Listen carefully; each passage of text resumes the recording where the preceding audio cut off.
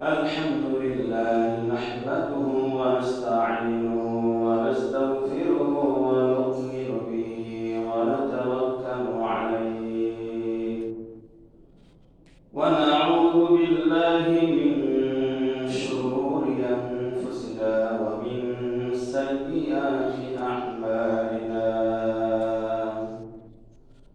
من يهده الله فلا مضل له ومن يضلل فلا هادي له ونشهد أن لا إله إلا الله وحده لا شريك له ونشهد أن سيدنا وسندنا وحبيبنا وحبيب ربنا وطبيبنا وطبيب قلوبنا وأولانا ومولانا محمدا عبده ورسوله أرسله بالحق بشيرا ونذيرا وداعيا إلى الله بإذنه وسراجا منيرا أما بعد فقد قال الله تعالى في كلامه المجيد وفي فرقانه الحميد أعوذ بالله من الشيطان الرجيم بسم الله الرحمن الرحيم أقيموا الصلاة وآتوا الزكاة وقال تعالى ليلة القدر خير من ألف شهر وقال رسول الله صلى الله عليه وسلم من اعتكف يوما ابتغاء وجه الله تعالى جعل الله بينه وبين النار 3 خلائق أبعد مما بين الخافقين أو كما قال عليه الصلاة والسلام.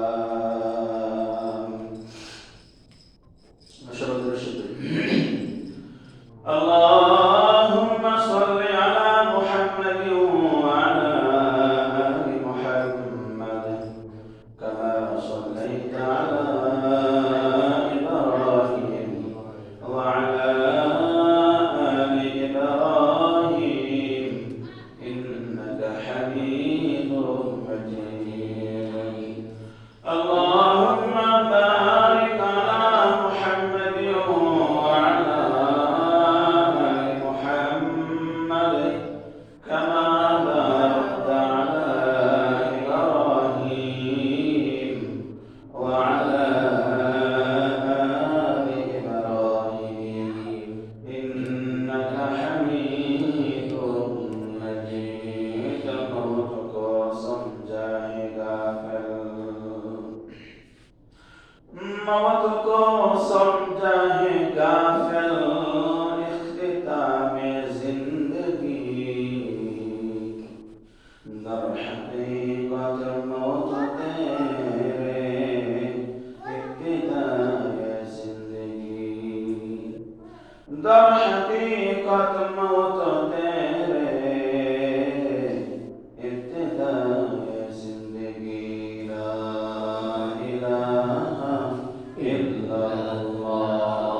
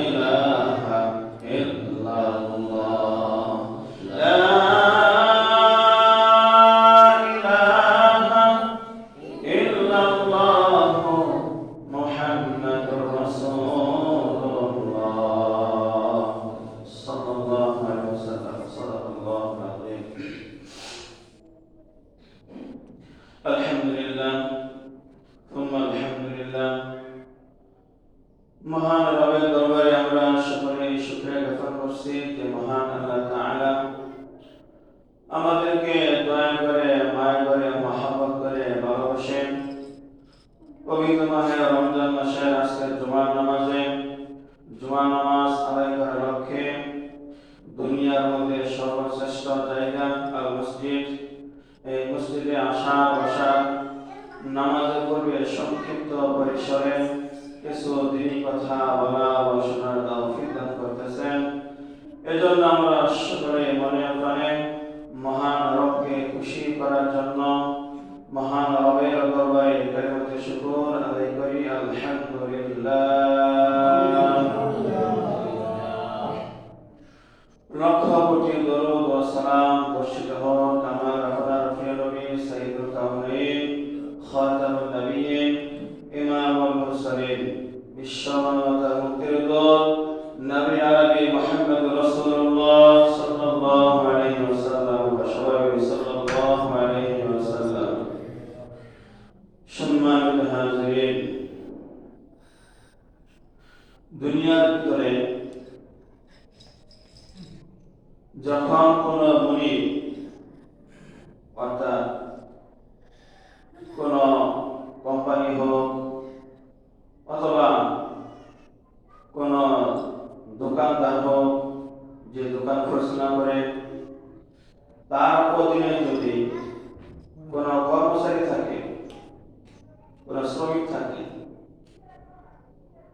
মুনির, দোকানের মালিক, ফ্যাক্টরির মালিক যে কথা বলে, যে হুকুম দেয়, সেই হুকুমগুলো কথাগুলো যদি শ্রমিক অথবা কর্মচারী তারা সঠিকভাবে মানে পালন করে, তাহলে ওই কর্মচারীর প্রতি, শ্রমিকের প্রতি ওই মালিক, ওই দোকানওয়ালা আলাদা একটা ভালোবাসা থাকে। কি বলে? আলাদা ভালোবাসা থাকে না? এটা কেন? যদি আপনি বিপরীত চিন্তা করে, যে দোকানের মালিক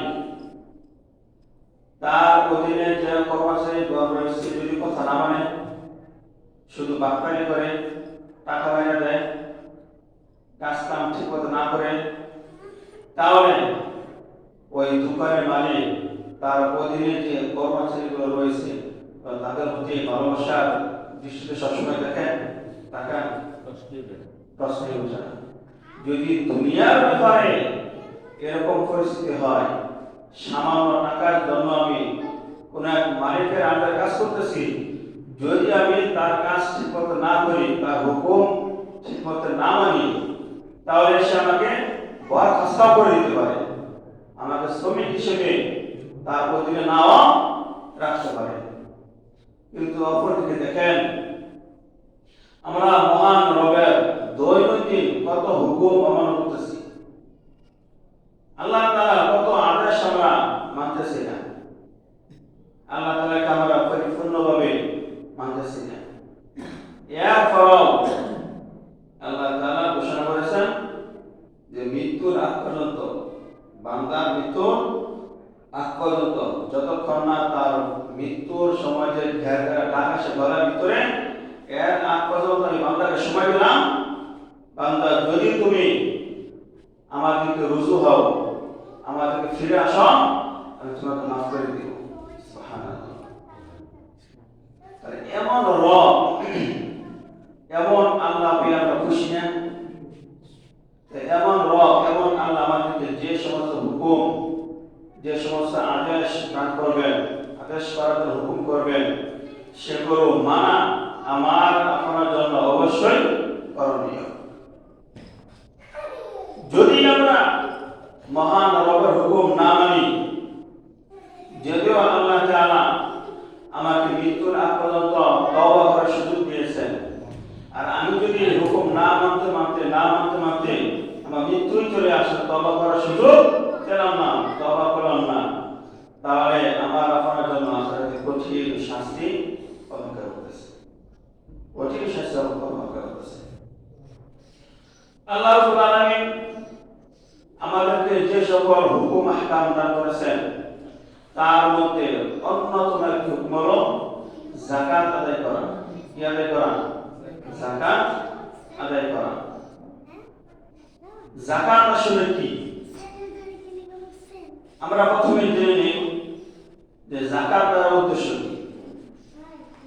তো যাকাতের যে মূল শব্দের অর্থ রয়েছে, শাব্দিক অর্থ রয়েছে, যদি আমরা সেটা একটু জানি তাহলে সহজে বুঝতে পারবো আসলে যাকাত দেওয়ার উদ্দেশ্য কি। যাকাতের মূল শব্দের অর্থ হলো পবিত্রতা অর্জন করা, পবিত্র করণ, কোন একটা জিনিসকে পবিত্র করা। অর্থাৎ আমরা যে সম্পত্তি অর্জন করি, যাকাত তো এই সম্পত্তির উপরে হয়, তাই না? তো এই সম্পত্তিকে পবিত্রকরণ মানে হলো যাকাত। আমার যত ইনকাম সোর্স রয়েছে, যত আমি টাকা পয়সা ইনকাম করতেছি, এই টাকা পয়সার উপরে আল্লাহ তাআলার পক্ষ থেকে গরিবদের জন্য একটা হক রয়েছে। আমার টাকার মধ্যে, আমার সম্পদের মধ্যে গরিবদের জন্য একটা হক রয়েছে। যখন নির্দিষ্ট পরিমাণ আমি টাকার মালিক হয়ে যাব আর এই টাকার ভিতরে গরিবের হক চলে আসবে, তখন সেই সম্পত্তি থেকে গরিবের হককে আলাদা করে গরিবদেরকে দেওয়াটাই হলো যাকাত। এতে আবার সম্পত্তি পরিশুদ্ধ হলো, তার পাশাপাশি যারা গরিব অসহায় রয়েছে তাদের একটা সম্বল হলো, তাদের চলার একটা উপায় বের হলো। এটা মূলত যাকাত। যারা এই যাকাত নামক হুকুম না মানবে, আল্লাহ তাআলা তাদের ব্যাপারে কঠোর শাস্তির কথা কোরআন ও রাসূল হাদিসে, আল্লাহ তাআলা কোরআনে, রাসূল হাদিসে উল্লেখ করেছে। আল্লাহ তাআলা বলেন রাসূলের মাধ্যমে, হে আমার বান্দারা, তোমরা যত সম্পত্তি অর্জন করো, সব সম্পত্তি আমি বলি না যে তোমরা সমস্ত সম্পত্তি আমার রাস্তায় আল্লাহর নাম করে দাও, আমি এটা বলি না। তুমি যত টাকা পয়সা অর্জন করেছ, সমস্ত টাকাকে 40টা ভাগ করে একটা ভাগ শুধু তুমি আল্লাহর নাম করে দিয়ে দাও, গরিবদেরকে দিয়ে দাও, আর 39 ভাগ তুমি একাই খাও, কোনো সমস্যা নেই। যদি আল্লাহ তাআলা বলতেন যে তোমরা যত টাকা পয়সা ইনকাম করেছ সব টাকা পয়সা দান করে দাও, তাহলে আমার আপনার করার ছিল না। এরপরও আল্লাহ তাআলা আমার জান এটা আল্লাহ তাআলা, আমার ব্রেড এটা আল্লাহ তাআলা, আমি যা কিছু অর্জন করি, হাত দিয়ে আমি কামাই করি, এই সব আল্লাহ তাআলা দান করেছে। টোটালি আমার ভিতরে বাইরে যা কিছু আছে সব কিছু আল্লাহ তাআলা, জমিন আল্লাহ, আসমান আল্লাহ, আমি যেখানে থাকি সব কিছু আল্লাহ। এরপর আল্লাহ তাআলা বলেছেন আমার সব দরকার নাই, তোমরা 40টা ভাগ করে সম্পত্তিকে শুধু একটা ভাগ তুমি গরিব মিসকিনকে দান করে দাও, আর 39 ভাগ তুমি একাই খাও, কোনো সমস্যা নেই। এরপরও যে সমস্ত বান্দারা যাকাত আদায় করবে না, আল্লাহর রাস্তায় যাকাত দিবে না, সে যাকাতকে জরিমানা মনে করবে, সে এই কথা ধারণা করবে আমি কষ্ট করে উপার্জন করেছি, আমি কারণ এই টাকা দিয়ে যাকাত দান করব। যদি কেউ এরকম মনে করে, তাহলে আল্লাহ তাআলা বলেছেন যে তাকে জানিয়ে দাও তার জন্য কঠিন আযাব অপেক্ষা করতেছে কাল কিয়ামতের ময়দানে। যেমন আল্লাহ তাআলা কোরআনে বলেছেন, والذين يكنزون الذهب والفضة ولا ينفقونها في سبيل الله فبشرهم بعذاب أليم। আল্লাহ রাব্বুল আলামিন কুরআনুল কারীমে সুন্দরভাবে বিস্তারিতভাবে উল্লেখ করেছেন, والذين يكنزون الذهب والفضة, যারা والذين يكنزون الذهب, যাহাবুন অথবা স্বর্ণ, আল ফিদ্দাত হলো রূপা।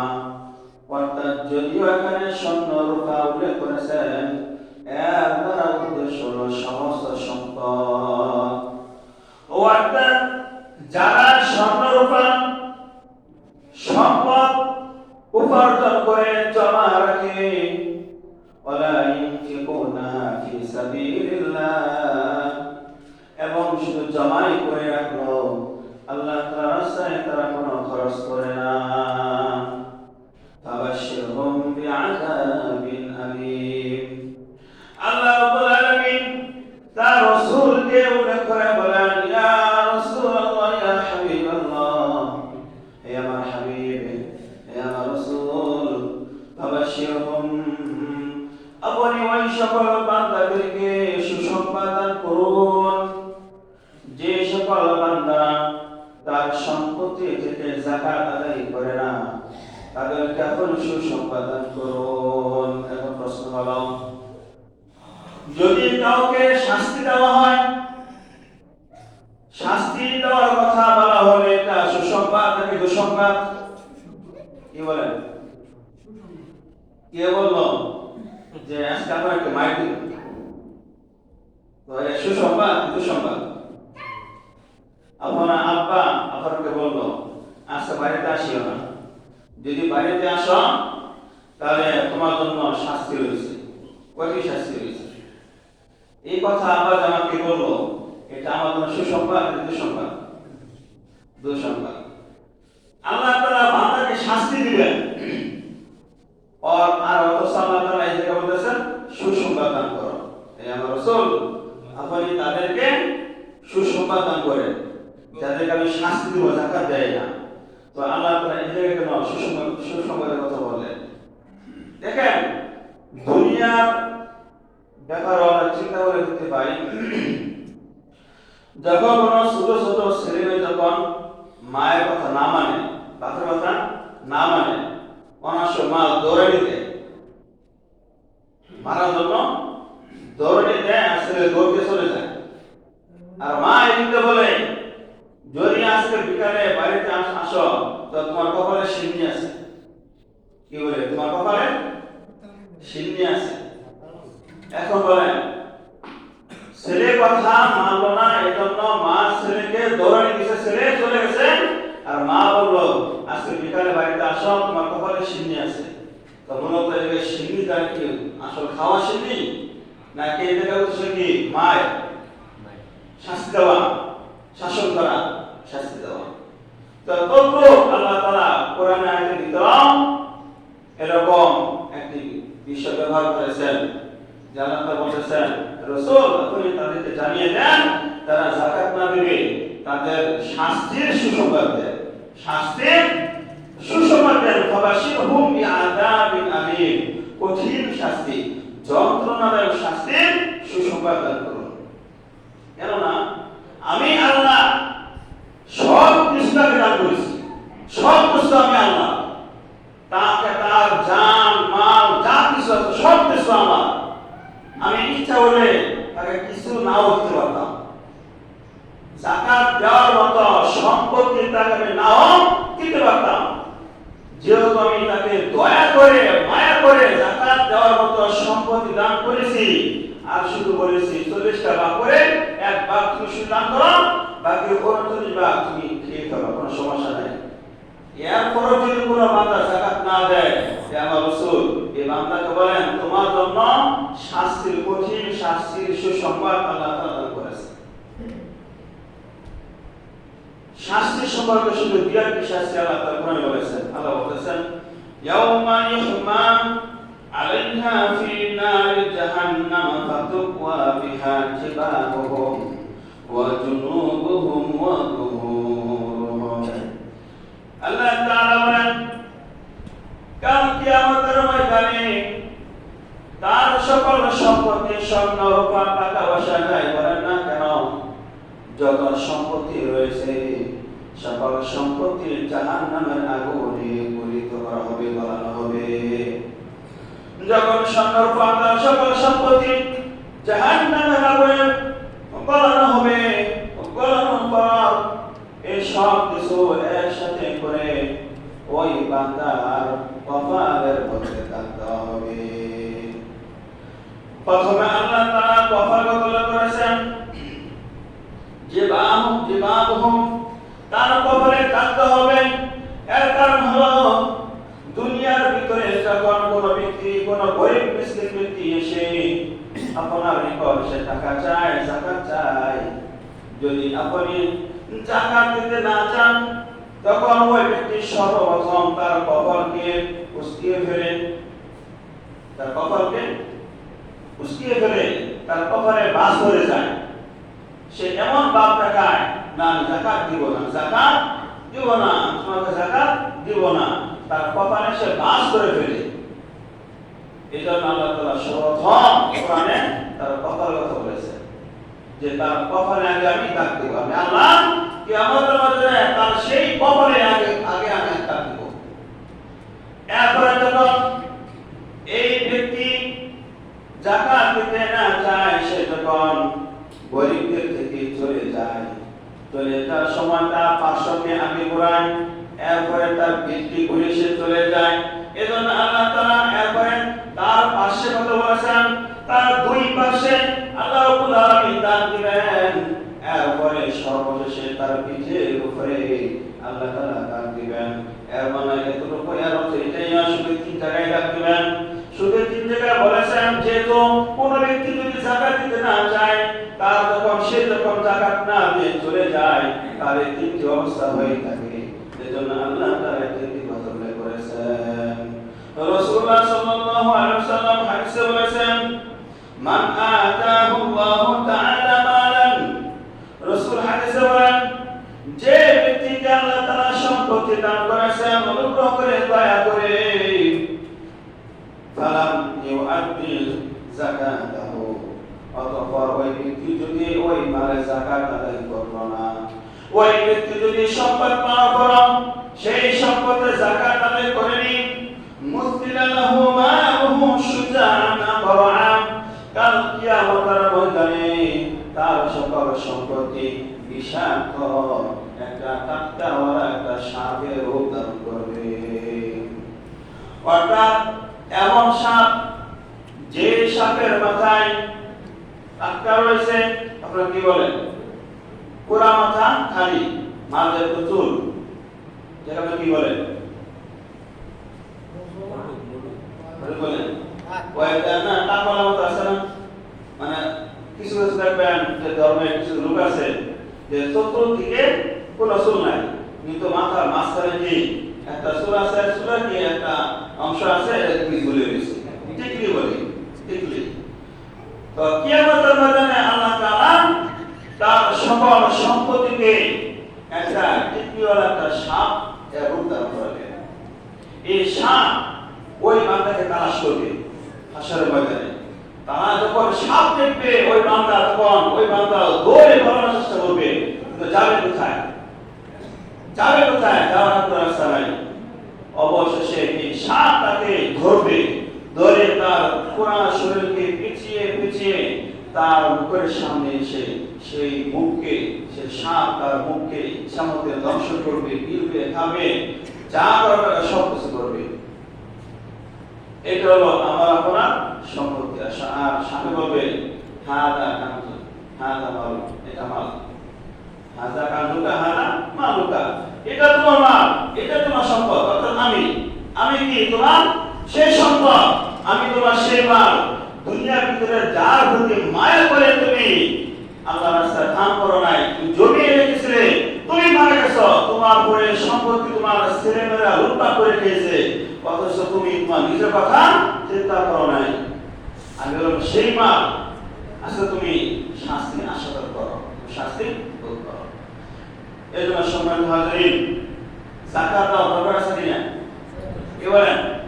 যাদেরকে আল্লাহ তাআলা সম্পত্তি দান করেছেন তাদের জন্য যাকাত দেওয়া দরকার কিনা? শুধু দরকার না, এটা ফরজ, এটা আবশ্যক। যদি আপনি যাকাত না দেন তাহলে এগুলো শাস্তির জন্য আপনি বসে থাকেন, অপেক্ষা করেন। যদি আমরা যাকাত আদায় করি, যাকাত দান করলে অনেক ফায়দা রয়েছে। এর ভিতরে আমি দুটি নম্বর ফায়দা হলো যদি আমি যাকাত দান করি তাহলে আমার সম্পদের পবিত্রতা অর্জন হবে। এই সম্পদ দ্বারা আমি যা খাবো, আমার সন্তান যা খাবে, এর দ্বারা আমার সম্পদের মধ্যে বরকত হবে, আমার সন্তানের মধ্যে বরকত হবে, আমার সন্তান নিরাপত্তায় থাকবে। দেখেন না, কোটিপতি যাকাত দেয় না, তার ছেলেমেয়েরা দেখেন মদ খাই করে, মদ খেয়ে মাথা বের দেখে, বাপের কথা মানে না, কোটিপতি যাকাত দেয় না।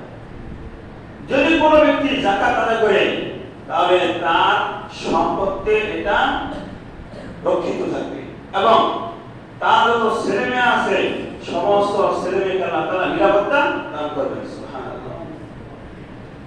এরপরে যারা যাকাত আদায় করবে তাদের হৃদয়ে যে কৃপণতা আছে এটা দূর হয়ে যাবে, আর আল্লাহ তাআলা কৃপণ মানুষকে ভালোবাসেন না। যারা কৃপণ তাদেরকে আল্লাহ তাআলা ভালোবাসেন না। যারা যাকাত আদায় করে এতে বোঝা যায় তার ভিতরে যে কৃপণতা আছে এটা সে দূর করে ফেলেছে, হৃদয়ের ভিতরে সে আল্লাহ তাআলাকে স্থান দিয়েছে। আর যে ব্যক্তি হৃদয়ের কৃপণতা দূর করে আল্লাহ তাআলাকে স্থান দেবে, ওই ব্যক্তি কাল কিয়ামতের ময়দানে আল্লাহকে খুশি করবে। আর যারা আল্লাহকে স্থান না দেবে বরং কৃপণতাকে হৃদয়ে স্থান দেবে, ওই ব্যক্তি কাল কিয়ামতের ময়দানে আল্লাহ তাআলাকে পাশে পাবে না।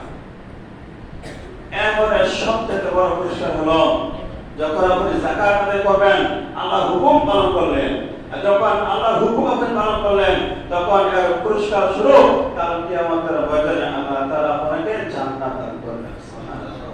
যে জান্নাতের জন্য আমরা সর্বদা চেষ্টা করতেছি, সর্বদা চেষ্টা করি, সেই জান্নাত আল্লাহ তাআলা আমাকে আপনাকে দান করবেন। তো সম্মানিত হাজিরিন, সময় সংক্ষিপ্ত, আজকে কয়েকটি বিষয় আলোচনা করতে হবে। এখন শুধুমাত্র বলবো যাকাত সম্পর্কে অনেক আলোচনা রয়েছে। সর্বশেষ যে আলোচনা করবো যাকাত সম্পর্কে সেটা হলো যে 2026 সালে কারো নিকট কত টাকা থাকলে সে যাকাতের মালিক। জানতে পারছেন 2026 সালে কারো নিকট কত টাকা থাকলে তাকে যাকাত দেওয়া লাগবে। সবাই আছে স্যার, একটু মনোযোগ দিয়ে শুনেন। 2026 সালের হিসাব অনুযায়ী যদি কারো নিকট 2,30,000 গত বছর মনে হয় 90,000 মতো ছিল, কিন্তু এবার সবের দাম বেড়ে গেছে। বর্তমানে বিশ্ববাজারে শুধু যুদ্ধ চলতেছে। কি চলতেছে? যুদ্ধ চলতেছে। যেদিকে তাকাবে শুধু যুদ্ধ আর যুদ্ধ, যার কারণে সব কিছু দাম বেড়ে গেছে। যদি 2026 সালে কারো নিকট 2,30,000 টাকা থাকে আর এই টাকাটা এক বছর আগেও ছিল, তার নিকট 2,30,000 টাকা এক বছর আগেও ছিল, মাঝে থাকবে না, তার এক বছর পরে আবার তার নিকট 2,30,000 টাকা এখনো আছে, তাহলে ওই ব্যক্তির উপর যাকাত খরচ। সে লাখে 2,500 টাকা দিবে। লাখে কত? 2,500 টাকা। লাখে 2,500 টাকা সে হিসাব করে বের করে দিয়ে দিবে। যেমন ধরেন গত রমজানে কারো নিকট 2,30,000 টাকা ছিল, এই রমজান হলো এক বছর না, মাসে যাই হোক না কেন 5 টাকা থাকবে না তার, আবার এই রমজান তার নিকট 2,30,000 টাকা আছে, তাহলে এমন ব্যক্তির উপর যাকাত খরচ। এই ব্যক্তি তার যত সম্পত্তি আছে, স্বর্ণ হোক, রূপা হোক, টাকা হোক, অথবা ব্যবসায়িক পণ্য হোক, ব্যবসায়িক পণ্যের মূল্য সব কিছু একত্র করে যত টাকা হবে, এই সব টাকাতে 2,500 টাকা, আরো বেশি সহজ করে বলি, যত টাকা হবে সমস্ত টাকাকে 40টা ভাগ দিবেন। ভাগটা করে যা আসবে সেই মূল্যটা বলে গরিবদেরকে দান করে দিবেন। এই হলো বর্তমান যাকাতের একটা হিসাব। এখন আসি ফিতরা। তো ফিতরা যে বিষয়টা, তো মূলত ফিতরা দেওয়া হয়, আমরা রোজা রাখি, রোজার মধ্যে অনেক ভুল ত্রুটি হয়ে যায়, ঠিক আছে না? তো আমরা রোজা রাখলাম, রোজার ভুল ত্রুটি সংশোধন করার জন্য, নিজের নিরাপত্তার জন্য, নিজের ছেলেমেয়েদের নিরাপত্তার জন্য আমরা ফিতরা দান করব। যাই আমরা দিনে খেতে পারি, দিনে খেতে পারি, তাও চেষ্টা করব যেমন ফাতরা দেওয়ার জন্য। ফাতরা কে দিলেন? যে ঘরের প্রধান, যে কর্তা, আপনার সংসারে আপনারা 10 জন সদস্য, আপনি কর্তা, আপনি কি মুরব্বী, আপনার কথা সবাই মানে। অর্থাৎ যার অধীনে একটা পরিবারের সবাই আছে, ওই ব্যক্তি তার পরিবারের সবাই মাথা পিছু ফাতরা দিয়ে দিবে। তো বর্তমান 2026 সালে ইসলামের ফাউন্ডেশন থেকে প্রকাশিত হয়েছে সর্বনিম্ন মাথা পিছু ফাতরা 110 টাকা। 110 টাকা। কত বললাম? 110 টাকা সর্বনিম্ন মাথা পিছু। জনপ্রতি ফাতরা 110 টাকা। যদি কেউ বেশি দিতে চায় তাহলে 2805 টাকা ধরা হয়েছে। 2805 টাকা ধরা হয়েছে। তো আমরা কম পক্ষে 20 টাকা দিতে না পারলেও কম পক্ষে আমরা মাথা পিছু 110 টাকা ধরে আমরা টাকা দিয়ে দেব। সম্মানিত হাজিরিন, এখন আরেকটি বিষয় হলো যেটা খুবই গুরুত্বপূর্ণ, ইতিকাফ। খুবই গুরুত্বপূর্ণ ইতিকাফের বিষয়টা। যেহেতু ইতিকাফে বসতে হবে 20 রমজানের সন্ধ্যা থেকে, আর আগামী জুমা করবে 23 রমজানে। তো 20 তারিখ আগে 20 রমজানের পরে জুমা নামাজ নাই। এজন্য আজকে সংক্ষিপ্ত আকারে কথাটা বলতে হচ্ছে। ইতিকাফ হলো যে মসজিদে আল্লাহ তাআলাকে পাওয়ার জন্য অবস্থান করা। মসজিদে অবস্থান করা, যে মসজিদে 5 ওয়াক্ত আযান হয়, 5 ওয়াক্ত নামাজ হয়, এমন মসজিদে অবস্থান করে বলে কি ইতিকাফ। কিসের জন্য? আল্লাহ তাআলাকে সন্তুষ্টি করার জন্য, আল্লাহ তাআলাকে পাওয়ার জন্য, ইবাদত করার জন্য। ইতিকাফ তিন ধরনের। একটা হলো ওয়াজিব ইতিকাফ, আর হলো নফল ইতিকাফ, আর হলো সুন্নতে মুআক্কাদা কিফায়া। ওয়াজিব ইতিকাফ হলো আপনি মানত করছেন, আল্লাহ যদি আমার ছেলের রূপটা ভালো হয় তাহলে আমি মসজিদে 2 দিন ইতিকাফ করব। এটা হলো কি ওয়াজিব ইতিকাফ। আপনার ছেলে ভালো হয়ে গেছে, এখন আপনার ওয়াজিব হলো আপনি মসজিদে দিন রাত 2 দিন অবস্থান করবেন এবং কি ওই 2 দিন রোজা রাখবেন। আর নফল ইতিকাফ হলো আপনি মসজিদে ঢুকছেন, নিয়ত করছেন, আল্লাহ আমি যতক্ষণ মসজিদে আছি নফল ইতিকাফ নিয়ত করলাম, এটা হচ্ছে নফল ইতিকাফ। সুন্নতে মুআক্কাদা কিফায়া, যেটা আমাদের মূল উদ্দেশ্য, সেটা হলো রমজানের শেষ 10 দিন মসজিদে অবস্থান করাকে বলা হয় সুন্নতে মুআক্কাদা কিফায়া। যদি কোন সমাজবাসীর মধ্যে থেকে একজন ব্যক্তিও না বসে এই 10 দিনের থেকে মসজিদে, তাহলে সমাজবাসীর সবাই গুনাহগার হবে, সবাই গুনাহগার হবে। এজন্য সমাজবাসীর পক্ষ থেকে এক দুজন হলো মসজিদে ইতিকাফ করানোর জন্য বসাইতেই হবে। এটা অবশ্যই বসাইতে হবে। যদি না বসান তাহলে সবাই গুনাহগার হবে। হ্যাঁ, যদি কোনো ব্যক্তি ইতিকাফে বসে তাহলে আপনি রাসূল হাদিস বলেছেন, মা ইতিকাফা ইয়াওমান ইবিতিগু আল্লাহ তাআলা। যদি কোনো ব্যক্তি একদিন মসজিদে ইতিকাফ হলো, কয়দিন? একদিন, তাহলে তার থেকে আর জাহান্নামের মাঝে, তার এবং জাহান্নামের মাঝে এত দূরত্ব হবে, সে দূরত্ব হবে 3 খন্ড। কয় খন্ড? 3 খন্ড। দুর্বল কয় খন্ড? 3 খন্ড। এখন প্রশ্ন, খন্ড কি? খন্ডকে আরবি শব্দ, এর অর্থ হলো যে আসমান থেকে শুরু করে জমিন পর্যন্ত, জমিন থেকে আসমান পর্যন্ত মাঝে যে ফাঁকা ফাঁকা আছে, যে দূরত্ব আছে, এই দূরত্বকে বলা হয় কি? 1 খন্ড। তাহলে এরকম ভাবে যদি কোনো ব্যক্তি একদিন ইতিকাফ করে তাহলে তার মাঝখান থেকে, তার কাছ থেকে জাহান্নাম এরকম 3 খন্ড দূরত্ব, অর্থাৎ জমিন থেকে আসমান পর্যন্ত যে দূরত্ব আছে এরকম 3 দূরত্বের পরে জাহান্নাম চলে যাবে। সুবহানাল্লাহ। তাহলে ইতিকাফ করার প্রয়োজন আছে না? তো ইনশাআল্লাহ আমরা চেষ্টা করব, যারাই আমরা আছি, যাদের বাড়িতে মুরব্বি আছে, কোনো কাজ কাম নাই, অযথা চাষটা বসে থাকে, টিভিতে নাতিতে নাচ দেখে, ঠিক আছে না?